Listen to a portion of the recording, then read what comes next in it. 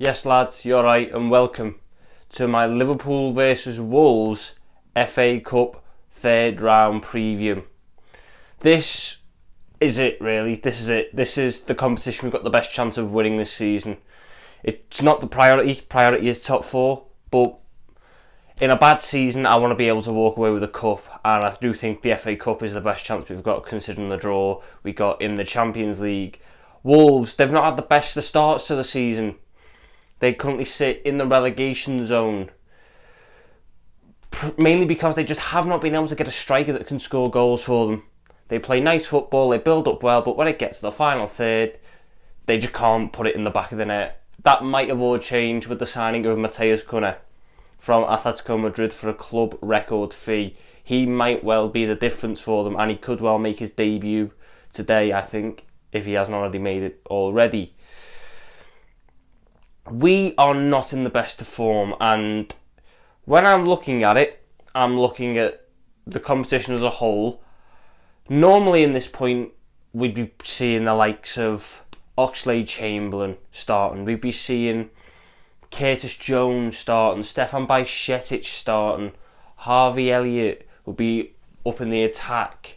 You would see, who else? Fabio Carvalho, Calvin Ramsey, Joe Gomez and Nat Phillips will be a centre-back partnership, and you'd see Kostas Tsimikas at left-back. That, I don't think we can afford the luxury of that today. I really, really don't. We are not in the vein of form to reward these players with rests, and I also think that Wolves could well come and nick something if we underestimate them. So I would be going strong. I would be going really, really strong. I'd be having Alisson in goal. Obviously, Jurgen Klopp has confirmed that he is our FA Cup keeper this year. So Queevy and Kelleher will only play for the rest of the season if Alisson Becker is injured. I don't necessarily agree with that one. I do and I don't. I understand why you play Alisson Becker. He's the best goalkeeper in the world, and if we play him, we've got a better chance at winning. I almost think that we're resigned to the fact that Queeve is going to leave. You know, he's a fantastic goalkeeper, but he's too good. His career is too bright, and his prospects for him to achieve what he wants to achieve in football, he needs to move on and be the number one somewhere in a Premier League club, not the number two, where he probably won't, get ahead of Alisson Becker anytime soon. Right back, it's a toss-up between Calvin Ramsey and Trent. I do think there's going to be an nth degree of rotation because it is the FA Cup and Jurgen likes to give some of the fringe players minutes. But Trent is just starting to find himself, so I'd start Trent. I would. Let's see if we can get the ball, keep the ball rolling with his form, see if we can pick up more of a head of steam with it, and hopefully he can use that to build off with, because he was one of the best players against Brentford when the majority were poor. He was brilliant against Leicester, he was brilliant against Villa, and who else did we play? Who was the other one that we played? Is that it? Have we only played 3? I think we have only played 3. What if I feel like I'm missing one. No, we have only played 3. Aston Villa, then Leicester. Yeah, so only the 3. Only the 3. Centre backs, obviously, Virgil van Dijk. He is out for about a month according to Jurgen Klopp, but I reckon it could be longer. So I would be having Ibu Konate at left centre back and Joel Matip at right centre back. I think that is the partnership that we're going to run with for the rest of the season, provided that we don't make any more signings, that is. And I think that we just need to start playing them together in these games, get them used to each other, because I think it was like the second option last season, but it never really had that chemistry because they kept rotating in and out. So if we're going to play them together, we need to start playing them together as early as possible. But you can take Ibu Konate off in games because he's the one that you need to keep fit at all costs. So yeah, Matip and Konate. And then left back, I'm going Robertson. I'm going for a full strength defence. Tsimikas really let me down versus Brentford. I mean, I had a lot of faith in him. I said that he should start. I said, if we play out the right game, if we impose ourselves on the game, his range of crossing will probably be more beneficial. As it turned out, we didn't impose ourselves in the game. Tsimikas' defensive frailties were exposed for the world to see. And when Robertson came on, it was just a that was a proper left-back performance from Robertson, and we didn't see that from Kostas. And We just need to find our feet, and I'll be starting Robertson against Wolves because I do want to win this cup. I do want to go far in this cup, and I want to play my strongest team in it. Midfield 3. Fabinho and Thiago are going to start. I don't think Thiago should start, but I think Fabinho and Thiago are going to start. I personally would go for Fabinho and Keita, but I think it'll be Fabinho and Thiago. We're just a much better team with Thiago. We need Thiago's tempo control. I don't need to wax a little about how good Thiago is. We all know it. And Fabinho, he weren't great against Brentford, but he was better before that. I think he just needs a run of games.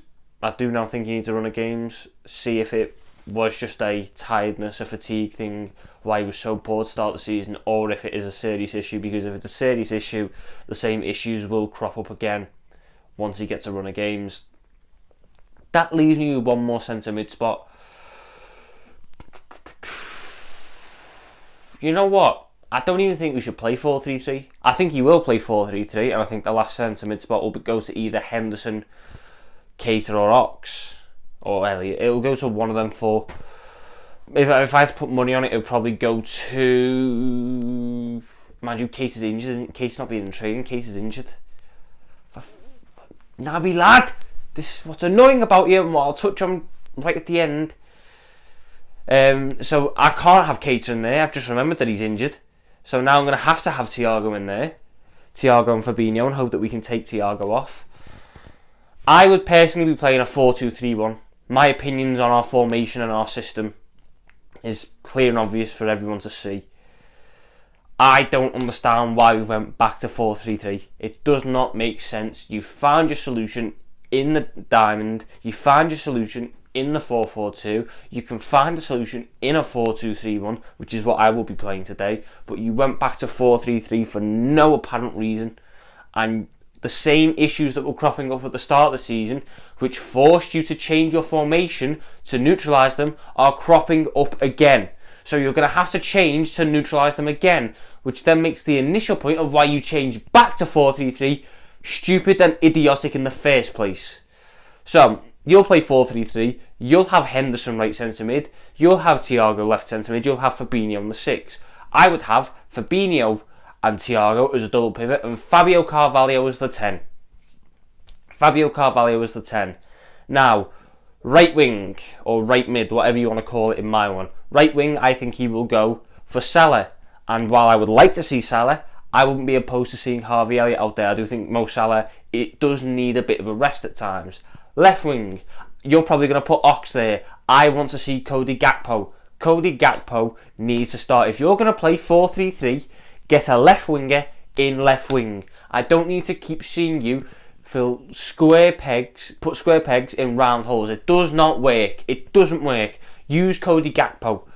If you have to take him off, take him off. But you have to start him. You have to get him ingrained in the system quick, because we do not have the time. We do not have the luxury to slowly bed him in. He has to work straight away if you're insistent on this 4-3-3. And up top, I don't know about Firmino. I don't know if Firmino's back or not. I haven't seen anything on it, so I'm going to assume no. He might be on the bench. I want to see Darwin up top. I'm sure Jürgen will put Darwin up top. I think the potential between a GAKPO and Núñez link up, really, really promising. CODY GAKPO is a fantastic creator who can put in dangerous balls to tall strikers who make good runs. That's Darwin Núñez down to a T. The only issue is Darwin Núñez can't finish at the minute. But you can see by the volume of chances he gets, once it clicks, it will click. He had similar struggles in his first season at Benfica. And in the second season, he lit it up and we bought him. Maybe, just maybe, we can see that change of fortunes happen a little bit quicker here this season. So yeah, I go Alisson, Trent, Matip, Canate, Robertson, Thiago, Fabinho, Carvalho, Elliott or Salah. One or the other, I don't really mind, but I'm not fussed either way. GAKPO on the left and Núñez up top. Wolves have a strong team. Wolves should be doing better than they are. Like I said earlier, Wolves just can't put the ball in the back of the net. Maybe Mateus Cunha is the turning point in that. But our issue this season has been midfield control. And if there's one thing that Wolves have, it's a hell of a good midfield. Ruben Neves, How he's still at Wolves, I won't know. I do not know, but top quality midfielder. Whoever gets him next is going to have a star in midfield. Matheus Nunes, we were after him in the summer.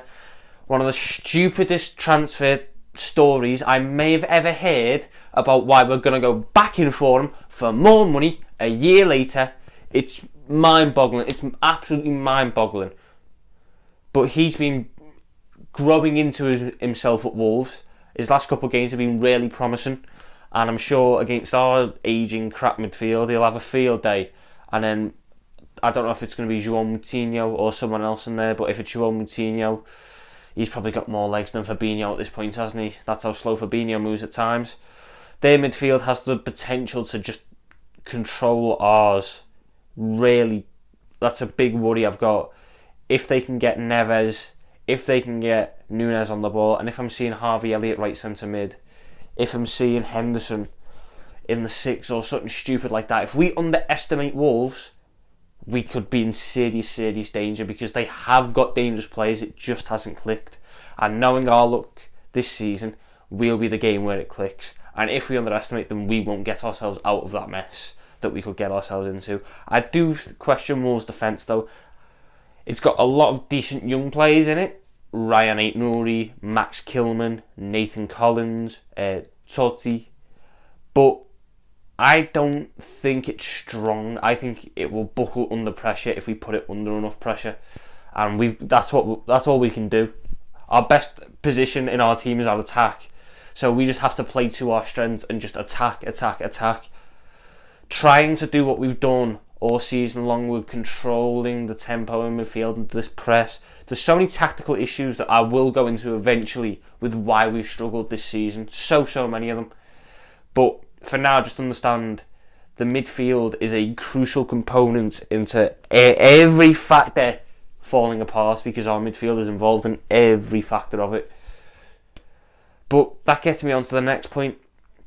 Jurgen Klopp's press conference, he said that the midfield is not the problem this year. Now, all I have to say to that, Jurgen, is, are we watching the same team? Are we watching the same games? Are we watching Brighton 3-3, or did you go watch us beat them 3-0 like we done a couple of years ago? Did you just add that up on your iPad on the touchline?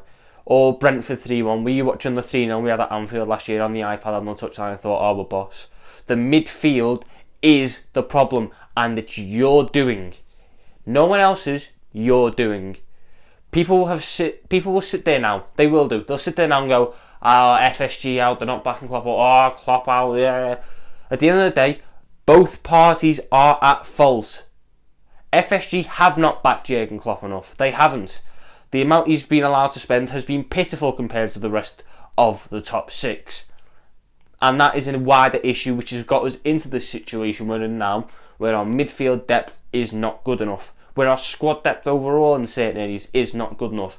But Jurgen Klopp this season has made multiple tactical errors, multiple in-game management errors. And now that he's getting more of a say on the transfers, if stories are led to be believed, he's made multiple transfer errors as well.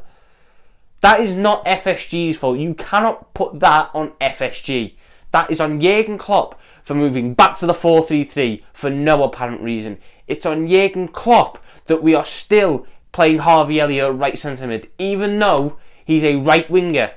It's on Jurgen Klopp that our midfield still tries to high press, even though the profile of player has changed. That's not on FSG. That's on Jurgen Klopp. It's on Jurgen Klopp that against Arsenal at 3-2 down, he takes off Mohamed Salah so he can put Jordan Henderson right wing.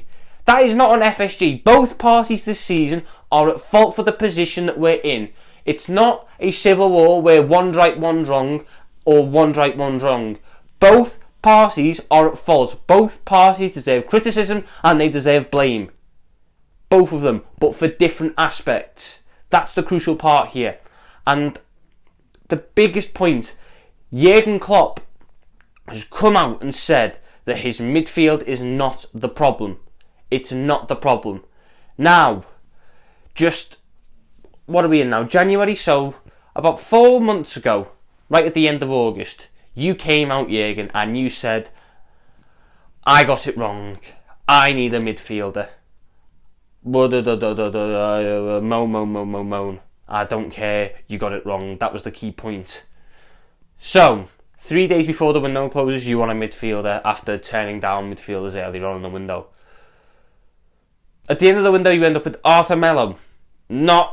I don't see the point in Arthur Melo. I don't think he's the profile that you wanted. I don't think he's the profile that Liverpool needed. He wasn't match fit anyway. It was just a stupid sign. He got 15 minutes against Napoli, and we saw just how off the pace he actually was. He actually was so off the pace against Napoli, and you could tell he hadn't played football since April.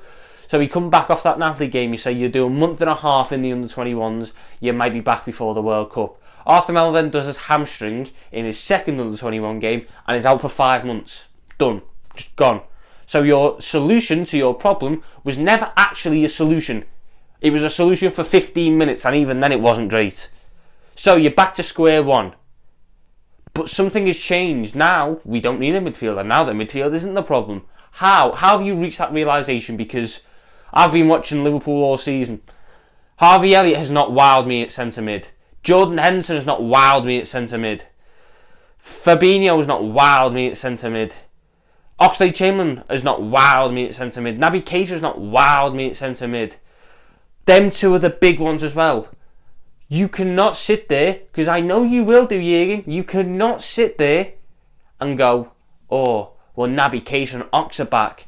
They'll help us. They'll give us a real edge in our push for the top four. They have such quality that you can't buy on the market. They are a problem in itself. They are the key components in the problem of our midfield, in that it's injury prone. It's got no legs. You can't rely on it. Your solution to that problem, that your midfield is injury prone and it cannot be relied on, cannot be Naby Keita and Oxlade-Chamberlain, who are in itself the actual problem. Your solution to your problem cannot be the problem itself. It can't. You're going to have to go into the market. You're going to have to take a financial hit, and you're going to have to bring people in who fit the mould, who are not injury prone, who can be relied on, who you can actually get 5 games in a row out of. That's what we need. Not the return of the prodigal son every 3 months from Naby Keita, who is now injured again. Not the return of Oxlade-Chamberlain, who does better on the wing than in centre mid, and that's not even good when he's on the wing. So what? Your solution cannot be those two. You're going to have to go into the market, and you're going to have to buy players. And sitting there and saying your midfield is not the problem is disingenuous. You're treating the fans like we're stupid, and we're not. We are not stupid, Jürgen. We can see the problems clear as day. Anyway, little rant over. Score predictions. What am I going to go with? Honestly, I could see Wolves beating us. That's how bad it is at the minute. That's how just disenthused, should I say, by the performances I am. I could see Wolves nicking something. But I'm going to go for Liverpool win. I'm going to say that the link-up of GAKPO and Nunes will bear fruit immediately. I'm going to go 2-0. 2-0. Nunes and GAKPO both getting 1 each. GAKPO doing what Van Dijk done 5 years earlier and lighting up Anfield on his debut in the FA Cup. But yeah, that's it. Hopefully the Reds are going to get a win for us. We need the win. We need a win. If you're new here and you're not already, make sure you hit that like button. Make sure you subscribe and turn on that notification bell. All my links from the other socials are in the description. Twitter, TikTok, Twitch, all that. Find it down there. And yeah, that's it. I'll see you tomorrow for the day after debrief, where hopefully I'm talking about a Liverpool win and us progressing into the next round of the Cup. But thank you and goodbye.